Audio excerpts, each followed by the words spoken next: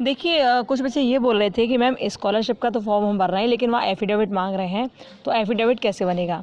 तो एक बार आप देख लीजिए कि कैसे बनेगा और क्या क्या इसमें लगेगा, ठीक है। तो और जब आप ये स्कॉलरशिप के फॉर्म के लिए एफिडेविट बनवा लोगे तो वहाँ जमा हो जाएगा और उसके बाद आपको स्कॉलरशिप मिलेगी। ओके, तो आप देख लीजिए कैसे बनेगा, क्योंकि बनवाया है अभी हमने किसी से कहलवा करिए। तो आप देखिए एक बार देखते हैं क्या होता है।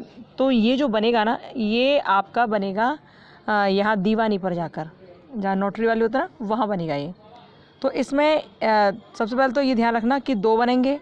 दो स्कॉलरशिप का जो फॉर्म आपको भरा जा रहा है उसमें दो आपके एफिडेविट लगेंगे, एक आपका लगेगा, एक आपके पिताजी का लगेगा। और पिताजी का जो लगेगा उसमें आय के स्रोत वगैरह बताएंगे वो, और दूसरा ये बताएंगे कि आप उन्हीं के बच्चे हो, ठीक है। और आपका तो लगेगा ही लगेगा। तो दो बनेंगे एफिडेविट इसमें स्कॉलरशिप वाले फॉर्म के लिए। तो देखिए कैसे कैसे बनेंगे। तो जो आपका है यानी कि जो विद्यार्थी का है वो ये वाला है, हम आपको बता रहे हैं। और एक एफिडेविट में 3 पेज हैं टोटल, एक एफिडेविट में 3 पेज हैं। तो दो एफिडेविट आपके और आपके पिताजी के एफिडेविट में पूरे 6 पेज होंगे टोटल, ठीक है। अब देखते जाइए ध्यान से कि ये जो एफिडेविट हम आपको दिखाना है अभी पहला वाला ये एक विद्यार्थी का है, ठीक है। क्या क्या है इसमें, कैसे कैसे भरना है, क्या करना है वो देखिए ध्यान से। तो ये 10 रुपये के स्टाम्प पर बनता है, ये 10 रुपये का स्टाम्प है, इस पर ये बनता है। और ये वही नोटरी वाले बनाते हैं दीवानी पर। तो जैसे पहला पेज तो ये होगा, इस तरह से वो आपको बना कर दे देंगे। आप कहीं भी जाएंगे वो आपको बना कर दे देंगे दीवानी पर। और उसके बाद जो सेकंड पेज आएगा उसमें इस तरह से ये सेकंड पेज लिखा होगा इंडियन नॉन जुडिशियल, ठीक है। और देखिए यहाँ पर यहाँ सर्टिफिकेट इशू डेट होगी कि कौन सी तारीख को ये किया जा रहा है। जैसे 9 दिसंबर है आज, तो 9 दिसंबर का डेट है इसमें। फिर इसमें नाम वगैरह सब होगा आपका, ये आपका है तो आपका नाम होगा, स्टैम्प ड्यूटी किसने पेड की, सब चीज़ होगी इसमें। तो इस तरह के 10 रुपये के स्टैम्प पर ये बन जाएगा। तो सेकंड पेज ये हो गया। अब इसके बाद जैसे ये आया तो उसके बाद आपको ये थर्ड पेज मिलेगा आपका स्कॉलरशिप के फॉर्म का, ये ठीक है। इसको स्कॉलरशिप के फॉर्म का ये एफिडेविट का पेज है ये। तो ये है किसका, विद्यार्थी का है, ये स्टूडेंट का है। दोनों आगे के पेज, जो थर्ड पेज है ये स्टूडेंट का है। तो इसमें आपको क्या क्या भरना है एक बार देख लीजिए बहुत ध्यान से देखते जाना एक बार ध्यान से, ठीक है। यहाँ लिखा है सबसे पहले मैं, आप अपना नाम डालोगे। आप ये जो लिखा है मैं, इसमें आप अपना नाम डालोगे पहले, ओके। जैसे आपने नाम डाला फिर आगे देखिए, अब इसमें लिखा है श्री, यानी कि अब आपके पिताजी का नाम यहाँ डाला जाएगा, ओके। सबसे पहले यहाँ आपका नाम डालेगा, फिर इसके बाद पुत्र या पुत्र, आप जिसके भी पुत्र पुत्री हैं यहाँ उनका नाम डालेंगे, अपने पापा जी का, या अपना ग्राम या शहर जो भी वो डालेंगे, पोस्ट जो भी है आपकी, ठीक है, वो डालेंगे। उसके बाद जनपद, आपका जो जनपद है, जिला जो है वो डालोगे, ठीक है, का निवासी हूँ, ऐसा हो जाएगा। उसके बाद अब यहाँ देखिए शपथ पूर्वक बयान करता हूँ, क्या क्या बयान कर रहे हैं अब आप वो देखिए।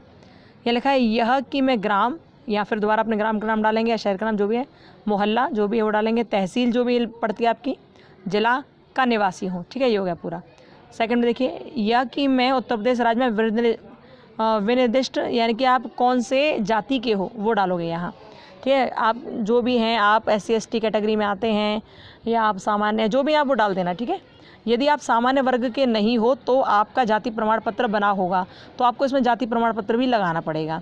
यदि आप सामान्य वर्ग के हो तो जाति प्रमाण पत्र सामान्य वर्ग का नहीं बनता, इसलिए उनका नहीं लगेगा। खैर आप जो भी हो, आप यहाँ पर अपना वर्ग लिखेंगे कि सामान्य हो, SC ST हो, OBC जो भी हो लिखेंगे, ठीक है। थर्ड पॉइंट देखिए, इसमें लिखा है यह कि मेरे माता पिता विधिक अभिभावक की समस्त स्रोतों से वार्षिक आय रुपया 2 लाख या इससे कम है, तो इसका आय प्रमाण पत्र लगेगा, वो आप लगा देना, ठीक है।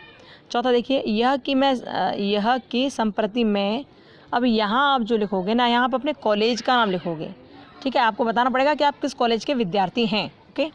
तो क्या लिखोगे, यहाँ आप अपने कॉलेज का नाम लिखोगे।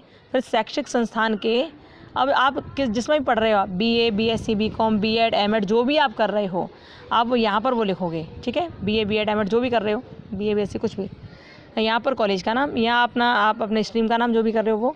और उसके बाद यहाँ पर क्या लिखोगे कि ये संस्था आपकी किससे अटैच है, कौन सी यूनिवर्सिटी से, कौन से बोर्ड से मान्यता प्राप्त है, वो आप यहाँ पर लिखोगे। जैसे आपने आगरा यूनिवर्सिटी के कॉलेजों को देखो तो वो आगरा यूनिवर्सिटी से अटैच है ना, तो यहाँ लिखेंगे आगरा यूनिवर्सिटी, यदि आप आगरा की हो तो, ओके। जिस भी यूनिवर्सिटी को उससे अटैच है आपका कॉलेज, उसी से लिखना, या किसी विद्यालय से अटैच है या किसी से भी अटैच है, आपका बोर्ड से अटैच है, वो लिखना, ठीक है, ध्यान रखना इसको। तो आप यहाँ लिखोगे। उसके बाद देखिए 5वां पॉइंट देखिए, यह कि मैं उक्त विश्वविद्यालय बोर्ड में पंजीयन हेतु आवेदन कर दिया है, पंजीयन प्रमाण पत्र पर प्राप्त होने पर संस्था को समय उपलब्ध करा दूंगा। आगे देखिए छठवां, यह कि मैं पिछली परीक्षा, अब आपको अपनी पिछली परीक्षा की टाइमिंग बतानी पड़ेगी कि मैंने ये पिछली परीक्षा 2021 में पास की या 2020 में पास किया, जो भी पास किया अपने वहाँ लिखना पड़ेगा आपको।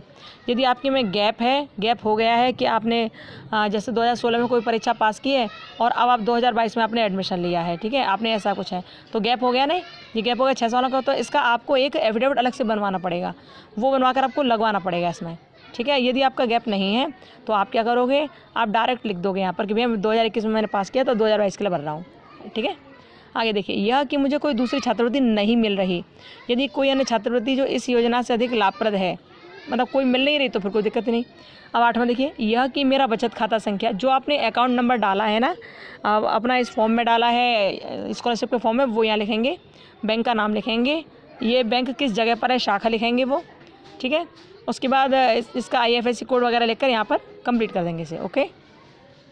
9वां देखिए, यह कि मुझे विगत वर्ष में कक्षा, अच्छा यदि आपको पिछली साल या पिछले वर्ष या कभी भी आपको इसमें स्कॉलरशिप मिली है तो आप यहाँ पर उसको अंकित कर देंगे कि मुझे इस कक्षा में मिली, इतना रुपया मिली, इतना ये सब मिला, ठीक है, आप ऐसे लिख देंगे।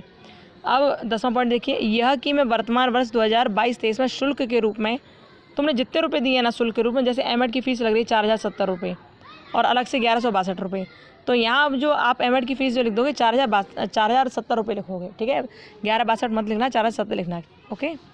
तो यहाँ पर अपनी फ़ीस लिखोगे और उसके अलावा आप क्या करोगे, यहाँ पाठ्यक्रम अपना लिख दोगे, ठीक है, किस पाठ्यक्रम के लिए भुगतान किया है आपने, तो आप एमएड के लिए क्या है, बीएड के लिए क्या है, MSc BA BCom किसी के लिए क्या है वो आप यहाँ पर डाल दोगे। उसके बाद ये पूरा हो गया। उसके बाद क्या करेंगे, अब देखिए आप मदद तो भगवान ही करेंगे, इसमें लिखा है ईश्वर हमारी मदद करे, भगवान ही मदद करेंगे, कौन क्या करता है बाकी तो बात की बात है। यहाँ आप अपने सिग्नेचर करेंगे, अपना नाम लिखें, यहाँ तो सिग्नेचर करना ऊपर वाले उसमें और लेकिन जो सेकंड वाला है ना, सेकंड वाला जो खाना जो लाइनिंग है उसमें आप अपना नाम लिखेंगे। थर्ड वाली लाइन में आप अपने पिताजी का या अपने पति का नाम लिखेंगे और फोर्थ वाली जो लाइन है उसमें अपना एड्रेस लिखेंगे, ठीक है। इस तरह से आपको पूरा कंप्लीट करना है। तो ये तो हो गया विद्यार्थी के लिए, है ना, ये तो हो गया विद्यार्थी का एफिडेविट, किसके लिए, स्कॉलरशिप के फॉर्म में लगाने के लिए। अब विद्यार्थी का तो बनेगा, विद्यार्थी के साथ साथ विद्यार्थी के पिताजी का भी बनेगा, है ना। तो पिताजी का आप देख लेते हैं क्या है, जिस तरह हमने बताया उस तरह आप भरिएगा। ये देखिए, ये पिताजी का बनता है, विद्यार्थी के पिताजी का। तो पहला तो ऐसा ही पेज है जो अभी आपने स्टार्ट में देखा था, ओके, इस तरह का पेज बनेगा और स्टाम्प जो होगा 10 रुपये वाला। उसके बाद ये होगा, इसमें यहाँ पर विद्यार्थी के पिताजी का नाम होगा, ठीक है, और सारी चीज़ें लिखी हुई हैं। अब और यहाँ पर ध्यान रखना कि सिग्नेचर आपको हर पेपर पर करके ले जाने हैं, वहाँ पर सिग्नेचर एक पर करवा के ले जाना, ठीक है। ये जो स्टाम्प है, ये वाला स्टाम्प जो है, इस पर आपके पापा जी के सिग्नेचर होंगे, आपके नहीं, आपके पापा जी के सिग्नेचर होंगे, ध्यान रखना। पिताजी के नाम से बनेगा, उस पर पिताजी के सिग्नेचर होंगे, ठीक है। अच्छा, ये जो आपने देख लिया, अब इसके बाद जो सेकंड पेज आपने देख लिया, सेकंड पेज। अब यहाँ पर क्या है, अब ये देखिए थर्ड पेज जो है, पिताजी अब इसमें घोषणा कर रहे हैं कि आप उनके ही बच्चे हो, ठीक है।